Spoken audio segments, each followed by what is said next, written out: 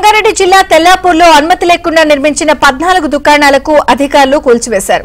ఉస్మాన్ నగర్ వెళ్లే రహదారిలో ఉన్న దుకాణాలను అధికారులు జేసీబీల సహాయంతో కూల్చివేశారు. ఎలాంటి అవాంఛనీయ ఘటనలు జరగకుండా పోలీసులు భారీ బందోబస్తు ఏర్పాటు చేశారు.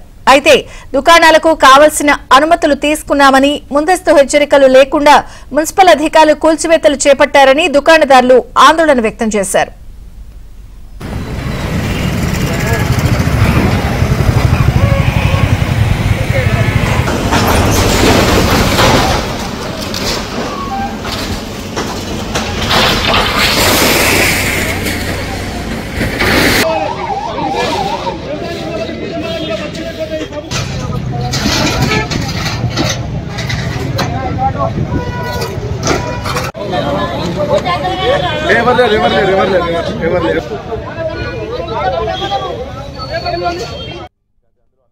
One and half year construction 1.5 year అవుతున్నది.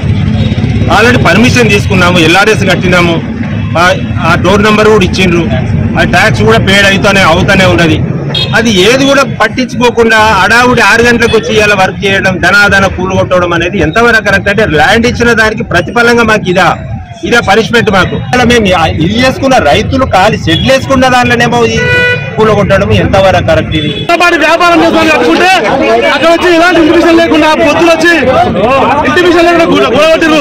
కమిషనర్ గారికి హెచ్చరిస్తున్నాం, తీవ్ర నష్టపరిహారం జరిగింది. అక్కడ మీరు తగిన మూల్యం చెల్లించాలని చేస్తున్నాం.